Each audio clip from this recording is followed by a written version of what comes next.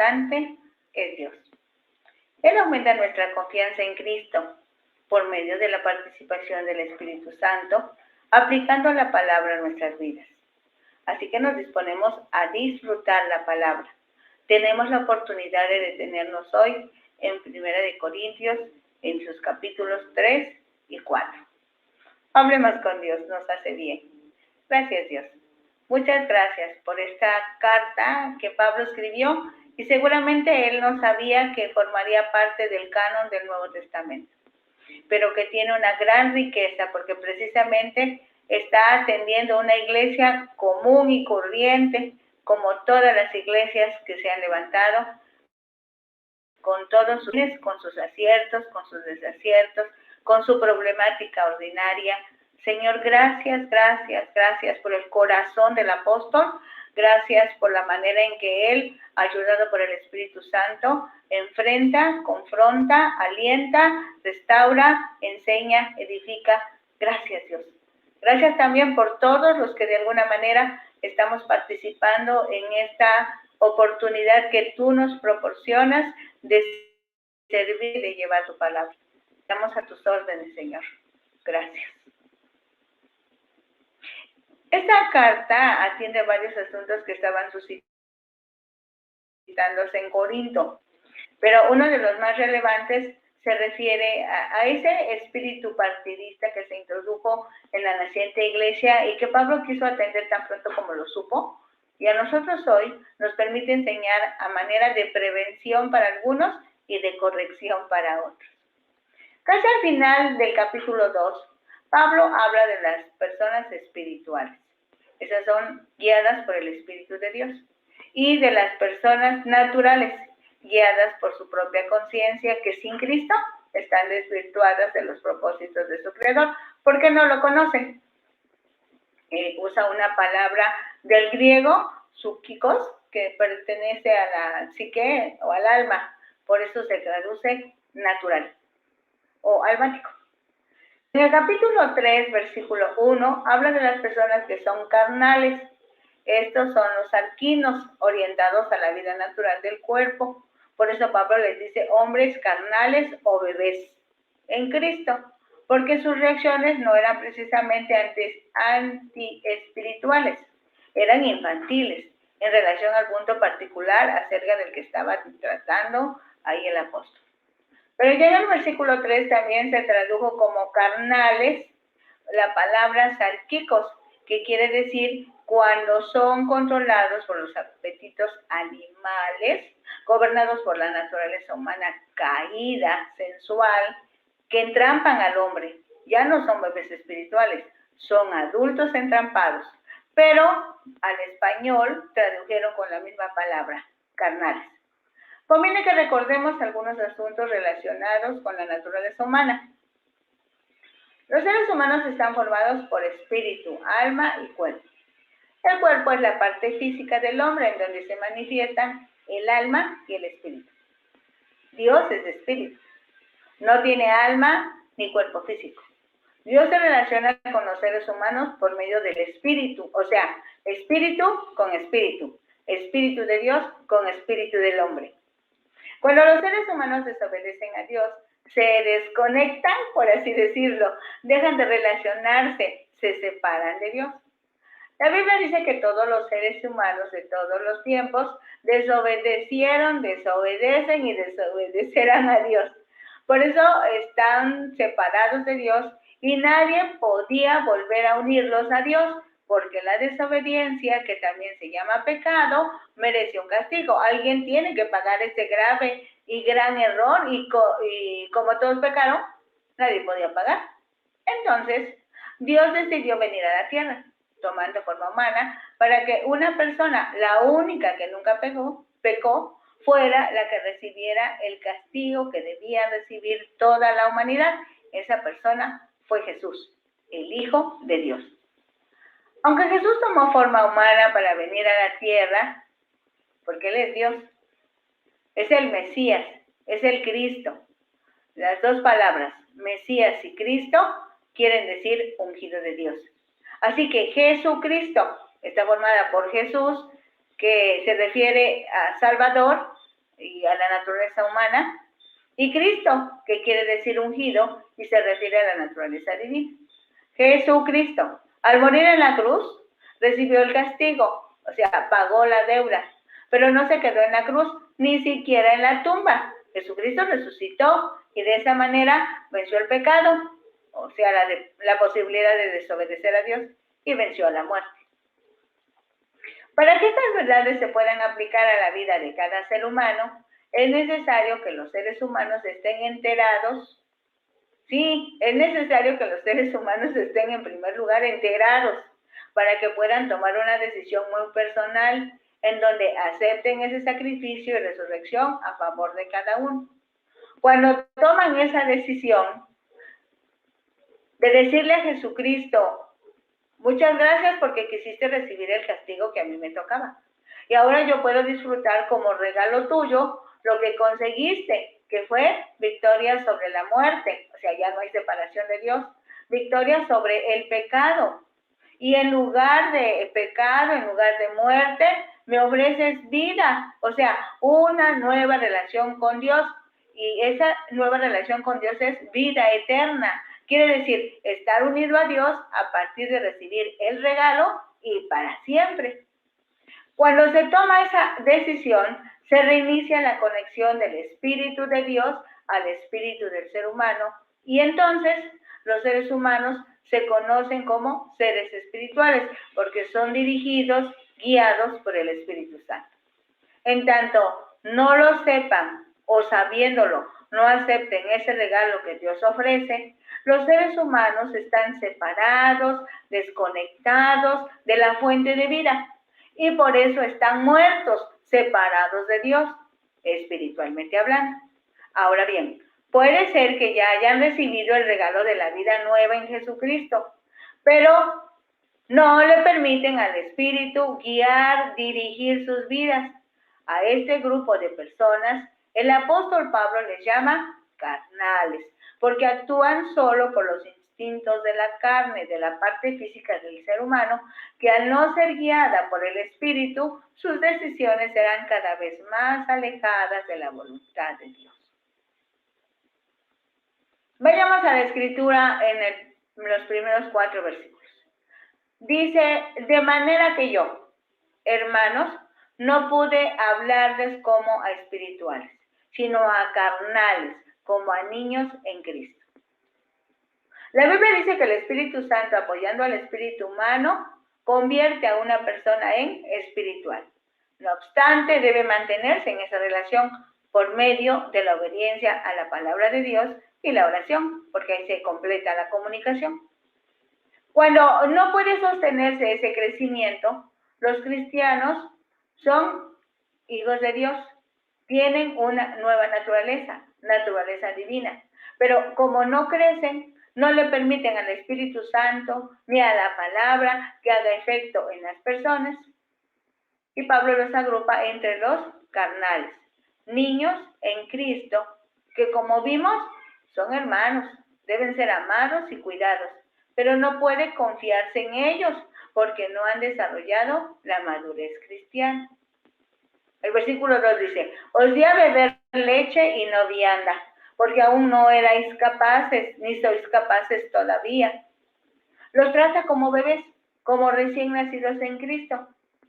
Sí es hijo de Dios, pero apenas tomó la decisión de que Cristo sea su Salvador y Señor, entonces debe tratarlos así con leche espiritual, como dice Pedro, sin engaño, para que por ella crezcan en la experiencia de la salvación.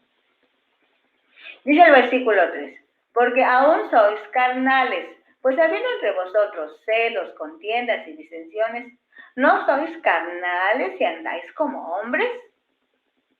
Como ya dijimos, son carnales, gobernados por la naturaleza humana y no por el espíritu. Por eso su inmadurez e inexperiencia. Pablo usa la expresión andrópono, hombre, para expresar de las prácticas de la humanidad caída, encuadrando ahí celos. Celos viene de un verbo que significa estar caliente, hervir, envidia, contiendas. También la palabra contiendas, de su original en griego, quiere decir pleito, pelea, lucha. Y disensiones, aquello que lleva a oposición o contrariedad de varias personas con los pensamientos o propósitos de otras personas. Dice el versículo 4, porque diciendo el uno, yo ciertamente soy de Pablo, y el otro, yo soy de Apolos. ¿No sois carnales? Pablo les habla así a los corintios porque entre ellos hay partidos, pleitos y subgrupos. Ahora bien, esto no es exclusivo de los corintios.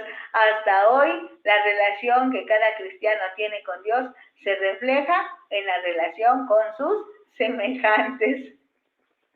Dice ahora el siguiente párrafo que nos habla de los colaboradores de Dios en los versículos 5 al 9. Dice el versículo 5. ¿Qué pues es Pablo y qué es Apolos? Servidores por medio de los cuales habéis creído, y eso según lo que a cada uno concedió el Señor. Yo planté, Apolos regó, pero el crecimiento lo ha dado Dios.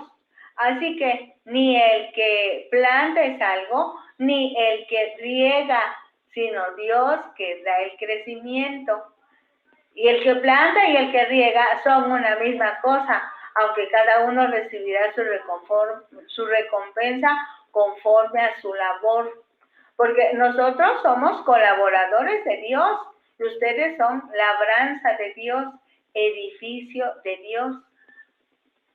En un terreno de cultivo, puede que un hombre plante la semilla y sea otro el que la riegue, pero ninguno de los dos pretende haber sido el que la ha hecho crecer. Eso es cosa de Dios. El que planta y el que riega están al mismo nivel. Ninguno puede pretender prioridad sobre el otro. No son más que servidores que han sido compañeros de trabajo al servicio de un Señor. Ese Señor es Dios. Dios usa instrumentos humanos para hacer llegar a las personas el mensaje de su amor y su verdad. Pero Él es el único que despierta el corazón humano a una nueva vida por medio del toque que el Espíritu Santo hace a cada corazón. Como lo que estás sintiendo tú ahorita, el toque de Dios en tu vida. Dice este párrafo que está de los versículos 10 al 15. Conforme a la gracia de Dios que me ha sido dada, yo como perito arquitecto puse el fundamento y otro edifica encima, pero cada uno mire cómo sobre edifica. Porque nadie puede poner otro fundamento que el que está puesto, el cual es Jesucristo.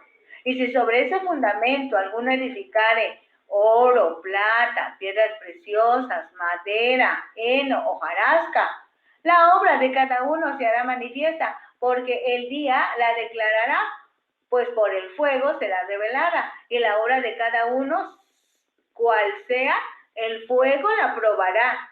Si permaneciere la obra de alguno que sobreedificó, recibirá recompensa. Si la obra de alguno se quemare, él sufrirá pérdida, si bien él mismo será salvo, así, aunque así como por fuego. Revisemos. Cimiento o fundamento. Jesucristo y la salvación por gracia. Pues por Jesucristo Dios ofrece perdón de pecados, que da lugar a una nueva relación, pues ahora Dios es su amigo, ahora está en la esfera del amor, la ternura le caracteriza, esfuerza para que nada ni nadie pueda separarlo del amor de Dios en Cristo Jesús, su Señor y esperanza para el porvenir. Ahora Dios está en control y hace que todo ayude para bien, porque para el cristiano sabe que la muerte física solo es el puente para disfrutar de la eternidad con Cristo. El cimiento entonces es Jesucristo, es la salvación por gracia y la seguridad de la eterna relación con Dios. Construcción o edificación. Unos ponen el cimiento, pero otros son los que construyen. Y Pablo hace hincapié en ver cómo se está construyendo, no precisamente que sean construcciones mal hechas, sino que sean construcciones inadecuadas. Por ejemplo, si la versión del Evangelio no es de acuerdo a la Escritura, como por ejemplo, recalcamos este ejemplo que creemos que es muy claro, esperamos no confundir a nadie. Si acudes a las reuniones en el templo, si aceptas que te bauticen, si entregas tus aportaciones en tiempo, en dinero, entonces el cielo es tu destino. No importa que si provocas pleitos o muestras envidia por lo que tus compañeros llevan a cabo y demás. Ahora, lo ejemplificado sería una construcción inadecuada. Por eso, la meditación en el contenido de la Biblia es indispensable en la construcción de la fe, de la creencia en Dios. Habrá un día en que tendrá lugar la prueba definitiva. Lo erróneo e impropio se desvanecerá, pero por la misericordia de Dios, hasta el constructor equivocado se salvará, porque por lo menos trató de hacer algo por Cristo. Todas nuestras versiones del Evangelio son inadecuadas, por decirlo de alguna manera, pero nos libraríamos de muchas cosas inadecuadas si las sometiéramos a prueba, no de nuestros prejuicios y presuposiciones, no de la aprobación de tal o cual persona o agrupación, sino a la luz del Nuevo Testamento y sobre todo a la luz de la cruz, a la luz del Evangelio de Jesucristo. Dentro de la construcción también tenemos que ver la durabilidad o permanencia. Una prueba definitiva es que si permaneciere la obra de uno que sobreedifica, porque la edificación fue la adecuada, pero si no permaneciere de pie la edificación, ese que edificó, por decirlo de alguna manera, no le sirvió esa edificación. El que edificó será salvo, así como por fuego, porque Dios es bueno y es fiel. Salvo así como por fuego, ¿qué quiere decir? Desde el punto de vista de la construcción, un edificio se puede destruir al dañar sus cimientos o utilizando material de mala calidad. Por eso la iglesia debe ser edificada sobre la roca que es Cristo. Cristo evaluará la contribución de cada servidor a la vida de la iglesia y el día del juicio revelará la sinceridad de la obra de cada persona. El buen trabajo será recompensado, el trabajo de mala calidad será desechado, pero el que edificó será salvo. Significa que el trabajador infiel será salvo, pero como alguien que escapa de un edificio en llamas, porque se está quemando.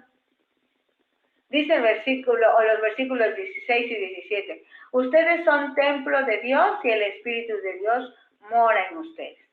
¿No saben que son templo de Dios y que el Espíritu de Dios mora en ustedes? Si alguno destruyere el templo de Dios, Dios le destruirá a él, porque el templo de Dios, el cual son ustedes, santo es. En el libro del Génesis, encontramos que Dios creó todas las cosas. También le dio vida al ser humano. Primero hizo a Adán, después a Eva. Dios estableció límites que fueron violados por la participación de la serpiente en la conversación con Eva, y por eso Dios sacó a Adán y Eva del huerto del Edén.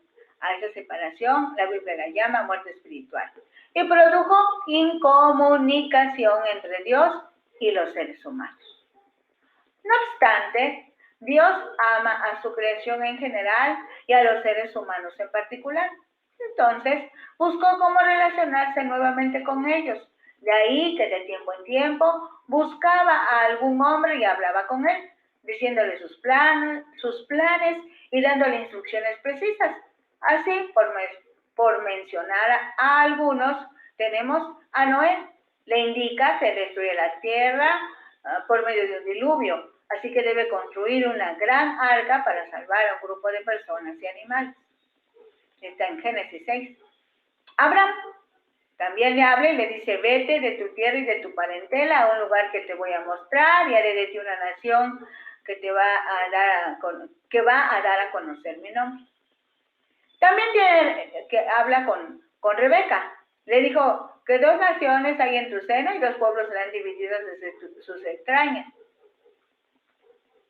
Más adelante habla con Jacob, su esposo, cuando iba huyendo de su hermano por medio de un sueño en Betel, cuando había regresado en Berseba para decirle que fuera a Egipto.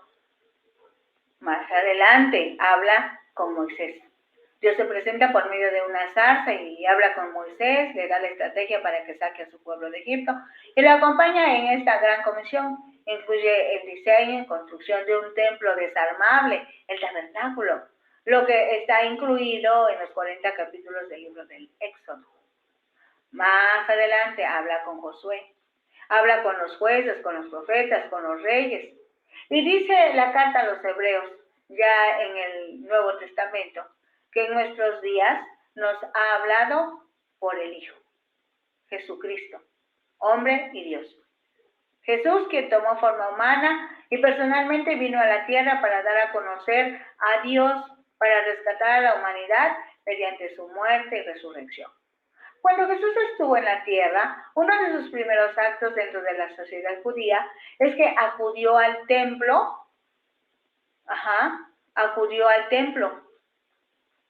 a la construcción que estaba en Jerusalén. Y disgustado por el mal uso que le estaban dando a ese lugar que es la casa para adorar a Dios, Jesús mismo dijo, mi casa, casa de oración será llamada, y ustedes la han convertido en cueva de ladrones. En ese diálogo con los que estaban como testigos del evento, Jesús expresó, destruid este templo y en 3 días lo reedificaré, refiriéndose a su muerte y resurrección. Y para Jesús, el cuerpo humano, santificado por el Espíritu Santo, es el único y verdadero templo o lugar de adoración para Dios. No se refería a la construcción. Esta verdad se confirma cuando Jesús tiene un encuentro con la mujer samaritana a la que le da una revelación tremenda. Le dice, ahora es cuando los verdaderos adoradores adorarán al Padre en espíritu y en verdad, porque también el Padre, tales adoradores busca que le adoren.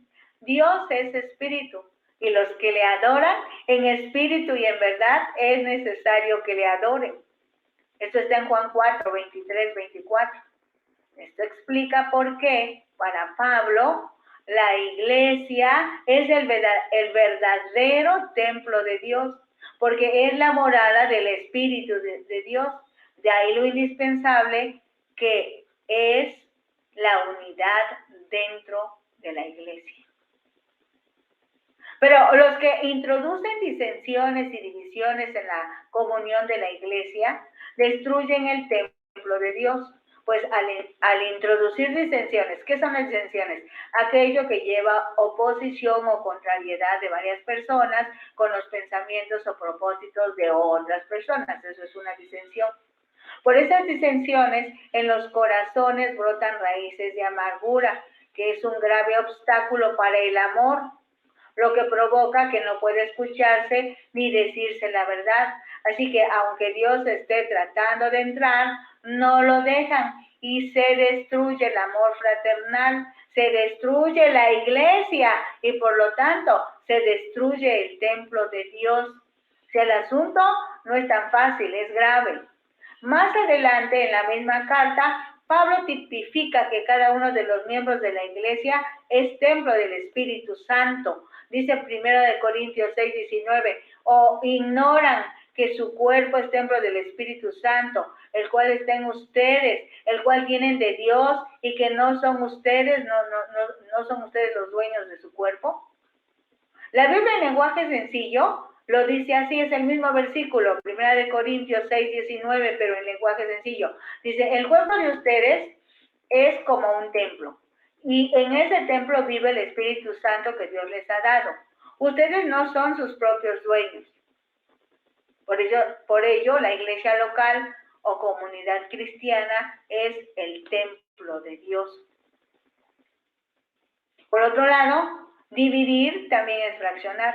Y ningún edificio puede mantenerse en firme si se le quitan algunas partes. Hasta hoy la mayor debilidad de la iglesia siguen siendo las divisiones. Pero esto es diferente a situaciones como cuando el Espíritu dijo, aparten a Bernabé y a Saulo para la obra para la cual los he llamado. Ahí la iglesia no se dividió, ahí se expandió. Tengamos cuidado, porque a veces andamos llamándole división a lo que no es división. Los corintios están haciendo algo que a Pablo le parece incomprensible. Están tratando de ponerse en manos de algún hombre. Y bien dice la Escritura, maldito el hombre que confía en el hombre. Es tan atinada la expresión de Pablo. Si alguno destruye el templo de Dios, Dios le destruirá a él, porque el templo de Dios, el cual son ustedes, santo es. Veamos otra unidad de pensamiento, otro párrafo, de los versículos 18 al 23. Nadie se engaña a sí mismo. Si alguno entre ustedes se cree sabio en este siglo, hágase ignorante para que llegue a ser sabio.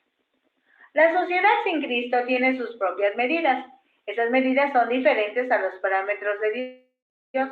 En este caso, no era su propósito que se presentara un tipo competencia a ver quién es el mejor. Realmente cada uno tenía de Dios el modo, el mensaje, la evidencia, el testimonio, que al aplicarse a cada situación en particular, los llevaría a cumplir el propósito de Dios para el evangelismo en Asia, Europa, Arabia, en fin, en todo el mundo. A Pablo, Dios le habilitó para evangelizar a los gentiles y a los que estaban en autoridad dentro de la sociedad sin Cristo. Podían ser gentiles o judíos. Pablo estaba capacitado para eso. Apolos conocía muy bien el Antiguo Testamento, dominaba el método alegórico para su interpretación. Entonces él podía llegar muy bien a los judíos alejandrinos, y eran bastantes. Aquila y Priscila le capacitaron a Apolos para que pudiera explicar la gracia de Jesucristo, incluido el mover del Espíritu Santo en el corazón del creyente. Así que podía trabajar muy bien dentro del grupo de judíos conservadores para traerlos a Jesucristo. Cefas o Pedro también estaba capacitado por Dios para trabajar entre los judíos y llevarlos a la gracia. Dios los capacitó para que se complementaran y tuvieran mayor alcance, no para que compitieran y tuvieran seguidores. Pero eso sucede hasta hoy. Nosotros equivocamos el rumbo y en lugar de unir esfuerzos, partimos, dividimos y hacemos sufrir al cuerpo de Cristo. Dice la Escritura, porque la sabiduría de este mundo es insensatez para con Dios. Pues escrito está, Él prende a los sabios en la astucia de ellos. Y otra vez, el Señor conoce los pensamientos de los sabios que son vanos. Y eso lo dice desde Job. Job 5:13 dice, que prende a los sabios en la astucia de ellos y frustra los designios de los perversos. Y en el Salmo 94:11 se lee, Jehová conoce los pensamientos de los hombres que son vanidad. Por lo menos estas dos citas hacen una aclaración importante. Cuando se da a la sabiduría intelectual y mundana un lugar dentro de un conglomerado social, seguramente se presentarán desacuerdos, pues ya sabemos que la naturaleza humana fácilmente se envanece. Era ese orgullo de la mente humana el que los hacía apreciar o criticar su forma de dar el mensaje, la corrección de su retórica, el peso de su oratoria, la sutileza de sus argumentos, más que el contenido del mensaje en sí, más que el mensaje en sí, más que el resultado del mensaje en sí. El orgullo intelectual es que ese es el que produce discusiones. No se puede estar callado y admirar lo bueno. Tiene que hablar y criticar. No puede soportar que se le contradiga. Tiene que demostrar que es el único que tiene razón. Nunca es lo bastante humilde para aprender. Siempre tiene que ser él el que establezca la ley. Por otro lado, el orgullo intelectual es esencialmente exclusivista.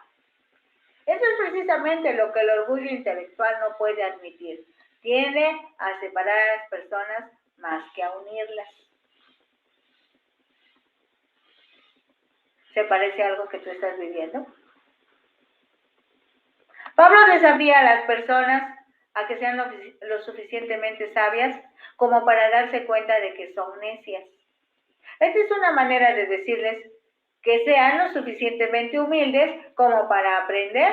No se puede enseñar nada a una persona que cree que ya lo sabe todo. Dice el versículo 21, así que ninguno se gloríe en los hombres, porque todo es vuestro. Los corintios se distrajeron y en un momento determinado pensaron como la sociedad de su tiempo. Emplearon la sabiduría de este mundo para evaluar a sus líderes, asunto que nadie les encomendó, y aplicaron medidas para hacer comparaciones relacionadas con la presentación del mensaje sin tomar en cuenta el contenido. Dice el versículo 22, sea Pablo, sea Apolos, sea Cefas, sea el mundo, sea la vida, sea la muerte, sea lo presente, sea lo porvenir, todos de ustedes. La iglesia no pertenece a un maestro o a otro maestro. Al contrario, los maestros pertenecen a la iglesia, a la comunidad. Todo lo que hay en la vida les pertenece a ustedes, incluyendo el tiempo presente y futuro, porque entraron a la dimensión de Dios y Dios es eterno. Dice el versículo 23, y ustedes de Cristo y Cristo de Dios. Ustedes le pertenecen a Cristo, son de Cristo, y como ya sabemos, Cristo es de Dios, porque Cristo está sujeto a Dios, no por obligación o disposición de alguien, sino por amor obediente a su Padre. Eso mismo debemos hacer cada uno de nosotros, sujetarnos a Cristo por amor obediente a quien nos compró a precio de sangre. Ahora entramos al capítulo 4. En el capítulo 4, los primeros 5 versículos, dice así la palabra de Dios. Así que, téngannos los hombres por servidores de Cristo y administradores de los misterios de Dios. Pablo exhorta a los corintios a que no piensen en Apolos, Cefas o él mismo como líderes de partidos, sino que los consideren simplemente servidores de Cristo. Según la traducción de la palabra que utiliza del idioma griego, pues propiamente ese era un remero subordinado al que se le dice líderes o servidores. Con el tiempo pasó a denotar a cualquier subordinado actuando bajo la dirección de otro. En esta cita el apóstol asocia a otros como Apolos y Cefas, llamándolos ministros de Cristo. Porque la rendición de cuentas es personalmente a Cristo, pues el servicio es para Él. No importa el servicio, lo hacemos para Cristo. Otras palabras que pueden utilizarse como sinónimos son doblos, que quiere decir esclavo, oiketes, que quiere decir criado, mistios, que quiere decir jornalero. En términos generales, diáconos eran los servidores de las mesas, contempla al siervo en relación con su trabajo. Los diáconos, estamos hablando de servidores en relación con lo que realizan. A los esclavos o doblos en relación a su dueño, o sea, le pertenecen. Para ese tiempo los esclavos eran cosas, eran instrumentos. Y juperetes o subordinados están bajo la autoridad de alguien. La palabra que se traduce como administrador es okinomos. Primeramente es una persona que disponía o administraba una casa. Se llamaba mayordomo o administrador.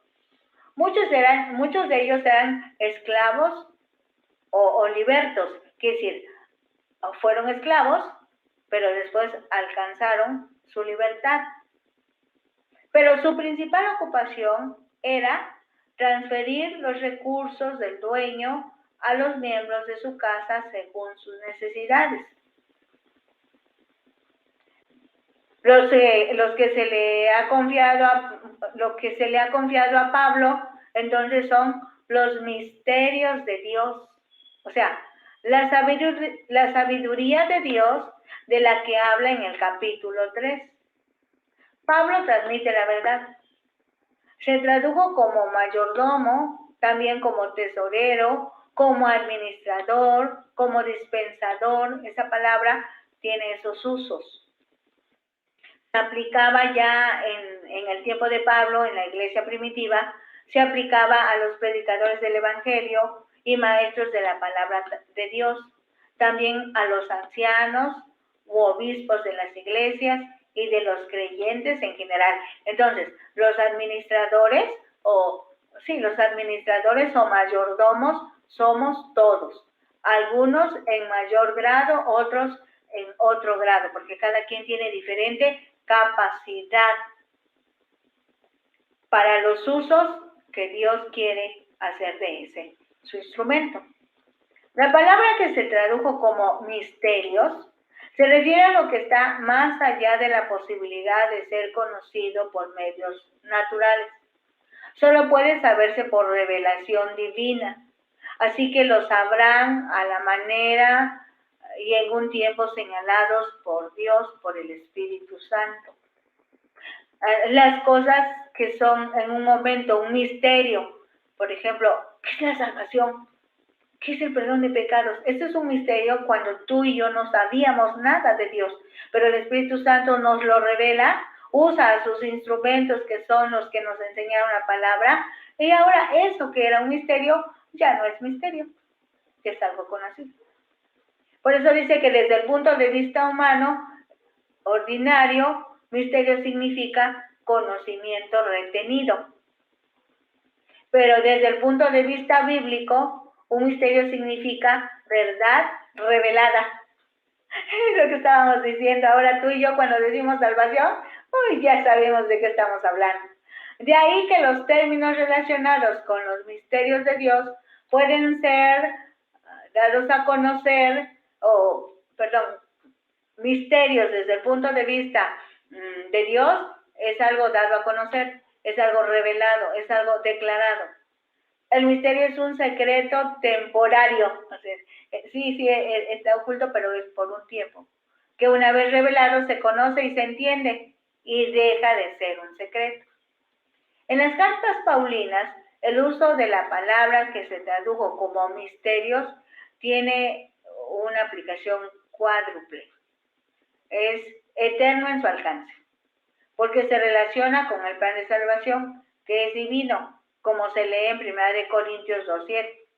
Mas hablamos sabiduría de Dios en misterio, la sabiduría oculta, la cual Dios predestinó antes de los siglos para nuestra gloria, velado a la comprensión humana, pero a la espera de su aclaración a través de las edades. El misterio de la salvación se fue revelando hasta que quedó al descubierto. Es eterno en su alcance.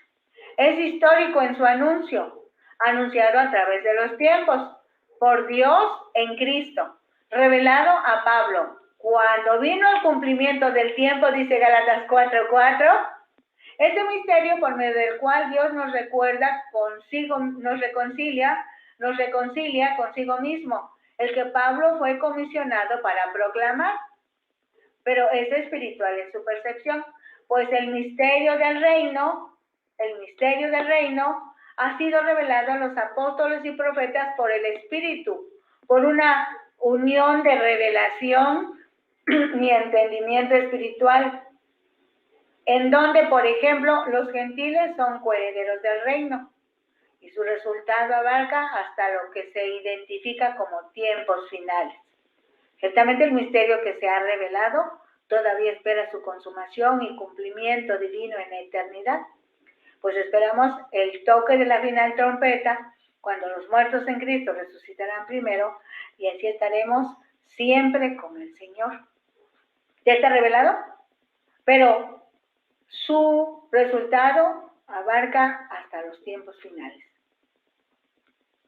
Un misterio de este carácter, aun cuando se da a conocer, sobrecoge todavía con la profundidad de nada menos que la sabiduría y conocimiento de Dios mismo. Dice 1 Corintios 4:2. Ahora bien, se requiere de los administradores que cada uno sea hallado fiel. Cualquiera que sea la posición de una persona en la iglesia y cualquiera que sea su autoridad y prestigio, no es más que un servidor de Cristo y debe ser confiable, digno de confianza, fiel. Dice el versículo 3, yo muy poco tengo de ser juzgado por ustedes o por tribunal humano, ni aún yo me juzgo a mí mismo. Pablo no se preocupa por el juicio de los demás, ni siquiera por el que él mismo pudiera llegar a pensar. Dice el versículo 4, porque aunque de nada tengo mala conciencia, no por eso soy justificado, pero el que me juzga es el Señor.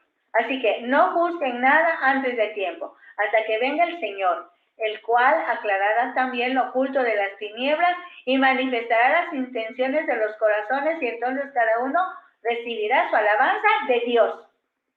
Ahí pasa Pablo a la idea del juicio. El hecho de disfrutar de tanta independencia y responsabilidad hace que sea necesario que su Señor pueda depender absolutamente de él.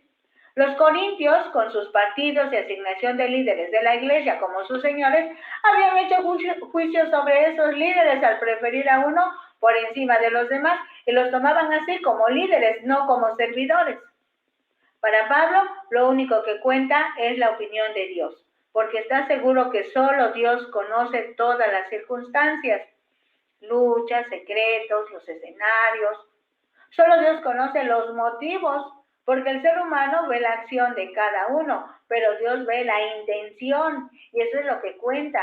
Pues si alguien conoce el corazón de los humanos, porque Él lo diseñó, es Dios, y por eso mismo es el único que puede juzgarlo. Ahora vamos con el pensamiento que está en los versículos 6 y 7. Por esto, hermanos, lo he presentado como ejemplo en mí y en Apolos por amor de ustedes, para que nosotros aprendan a no pensar más de lo que está escrito, no sea que por causa de uno se envanezcan unos contra otros. Todo lo que ha estado diciendo Pablo de sí mismo y de Apolos es verdad, no solo para ellos, sino también para los corintios. No son solo Apolos y él los que deben mantenerse humildes, pensando que no es el juicio humano el que se debe tener en cuenta, sino el de Dios. Los corintios deben también conducirse con humildad. Si de veras queremos ayudar y salvar a los demás, nuestra actitud debe ser suplicante, no condenatorio. Nos debe ser compasivo, no de crítica.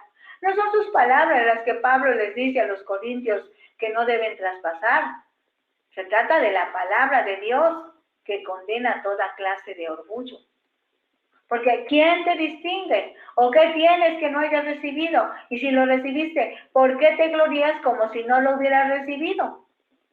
Y entonces Pablo les hace la pregunta más pertinente y fundamental. ¿Tú qué tienes que no has recibido? En esta breve frase, nadie habría llegado a conocer a Dios si Él no se hubiera revelado. Nadie podría haber obtenido su propia salvación. Nadie se salva a sí mismo, es salvado. Cuando pensamos en lo que hemos hecho nosotros y en lo que ha hecho Dios por nosotros, no hay lugar para el orgullo, sino solo para la agradecida humildad. La falta de los corintios hacía olvidar que le debían sus almas a Dios. De los versículos 8 al 13 hay otro pensamiento completo. Dice, están saciados, ya están ricos, sin nosotros reinan, y ojalá reinasen para que nosotros reinásemos también juntamente con ustedes. Porque según pienso, Dios nos ha exhibido a nosotros, los apóstoles, como postreros, como a sentenciados a muerte, pero hemos llegado a hacer espectáculo al mundo, a los ángeles y a los hombres. Nosotros somos insensatos por amor de Cristo, mas ustedes prudentes en Cristo. Nosotros débiles, mas ustedes fuertes. Ustedes honorables, mas nosotros despreciados. Pablo se vuelve hacia los corintios con una ironía sarcástica. Compara su orgullo, su autosatisfacción, su sentimiento de superioridad con la vida que lleva un apóstol. Presenta una alegoría gráfica. Cuando un general romano ganaba una victoria señalada, se le concedía entrar y desfilar en triunfo por las calles de Roma con todos los trofeos que había ganado. Eso se llamaba un triunfo. Al final del desfile iban los cautivos a los que llevaban al circo a morir luchando con fieras. Los corintios, con su orgullo descarado, eran el victorioso general con los trofeos de su hazaña. Los apóstoles eran los cautivos condenados a muerte. Para los corintios, la vida cristiana consistía en desplegar sus privilegios y blasonar de logros personales. Para Pablo, una vida de humilde servicio, siempre dispuesto a morir por Cristo. Hasta ahora padecemos hambre, dice el versículo 11. Tenemos sed, estamos desnudos, somos abofeteados y no tenemos morada física. Nos fatigamos trabajando con nuestras propias manos. Nos maldicen y bendecimos. Padecemos persecución y la soportamos. Nos difaman y rogamos. Hemos venido a ser hasta ahora como la escoria del mundo, el desecho de todos. En la lista de cosas que Pablo declara que los apóstoles sufren, hay dos palabras interesantes. Dice que los abofetean. Esta palabra se usa para darle una paliza a un esclavo. Pablo está dispuesto por causa de Cristo a que le trataran como a un esclavo. Cuando nos insultan, bendecimos. No nos damos cuenta de lo sorprendente que esto le resultaría a un pagano. Para los antiguos, la humildad cristiana era una virtud totalmente nueva. La clase de conducta que parecería estúpida, aunque esta estupidez era la sabiduría de Dios. En los versículos 14 al 21 tenemos otro pensamiento completo. Dice, no escribo esto para avergonzaros, sino para amonestaros como a hijos míos amados. Porque aunque tengan 10,000 años en Cristo, tutores en Cristo, no tendrán muchos padres. Pues en Cristo Jesús yo os engendré por medio del Evangelio. Con este pasaje Pablo termina la sección de la carta que trata directamente de las disensiones y divisiones de Corinto. Escribe como un padre. La misma palabra que usa en el versículo 14 para advertir es la que se usa corrientemente para expresar la amonestación y el consejo que da un padre a sus hijos. Puede que suene severo, pero no es la severidad que humilla a un esclavo indisciplinado, sino la que trata de encauzar a un hijo que se ha desviado. Pablo era consciente de que se encontraba en una posición única en relación con la iglesia de Corinto. El tutor, o el paidagogos, no era el maestro, sino un esclavo anciano y de confianza que acompañaba todos los días al chico a la escuela. Le enseñaba cuestiones morales, se cuidaba de su carácter y trataba de hacerle un hombre. Un niño podía tener muchos tutores, pero no tenía más que un padre. En días por venir, los corintios podrían tener muchos tutores, pero ninguno de ellos podría hacer lo que había hecho Pablo. Ninguno de ellos podía comunicarles la vida de Jesucristo, porque eso fue lo que hizo Pablo. Por tanto, os ruego que me imiten. A continuación, Pablo dice algo casi alucinante.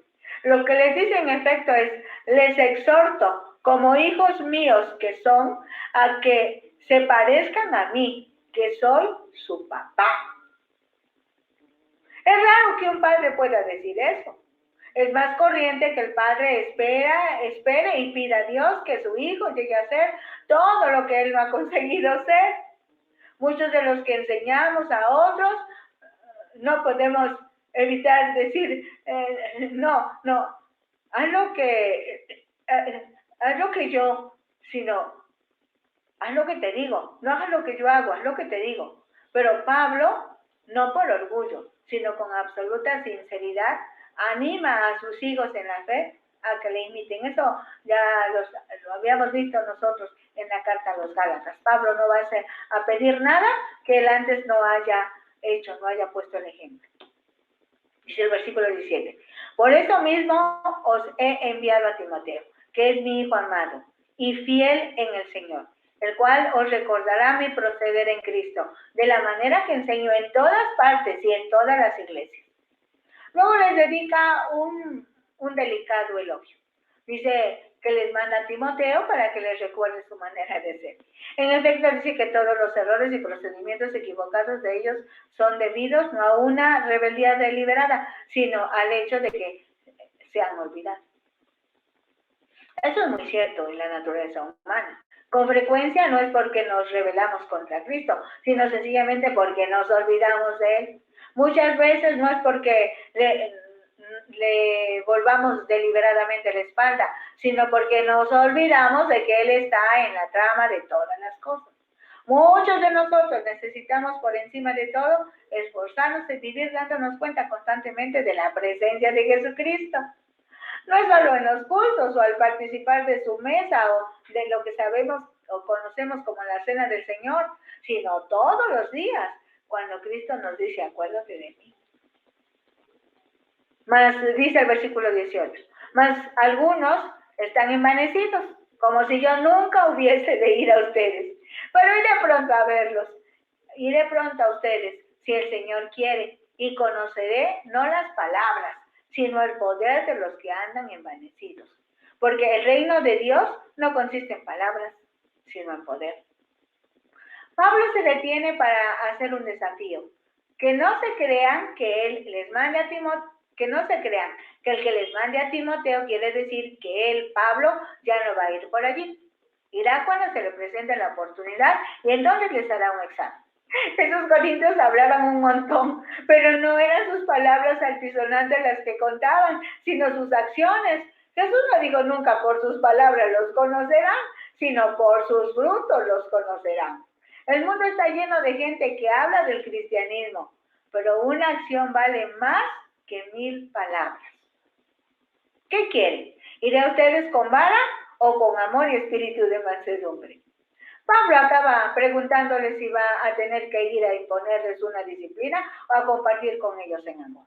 El amor de Pablo a sus hijos en Cristo late en todas sus cartas, pero no era un amor ciego o sensiblero, sino un amor que sabía cuando había que imponer disciplina y estaba dispuesto a ejercerla. Hay una clase de supuesto amor que puede causar la ruina de una persona a base de cerrar los ojos a sus faltas, y hay un amor que puede remediar el mal de una persona porque la mira con la claridad de los ojos de Cristo. Quien bien te quiere, te hará llorar. El amor de Pablo era de los que saben que a veces hay que hacer daño para remediar el mal. Las correcciones no son algo grato, pero necesario. Solo que debemos dar buen ejemplo. Ese es el detalle.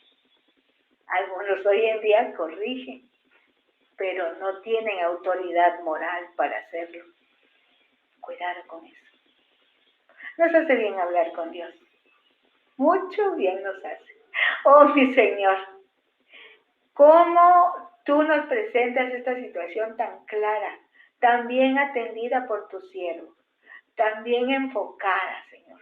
Claro, Pablo dependía totalmente del Espíritu Santo y sabía la palabra que tenía que usar.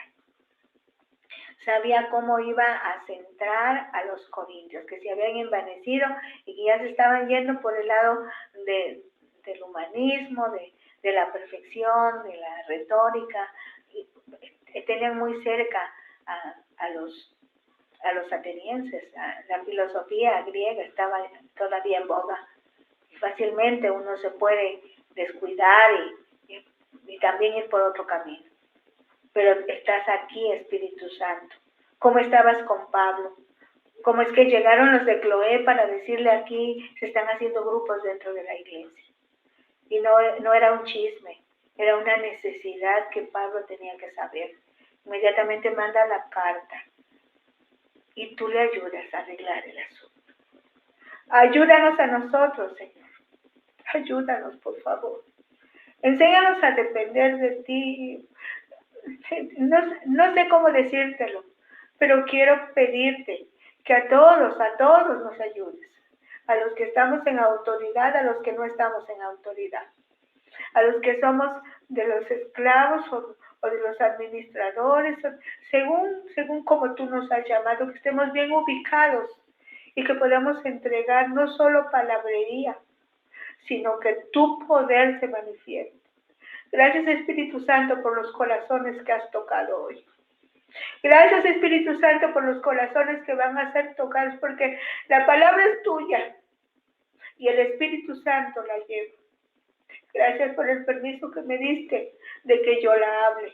Solo la hablo, pero tú la aplicas, Señor. Bendito tu nombre. Gracias. Bueno, estamos aquí cada semana, recuerden, si vivimos.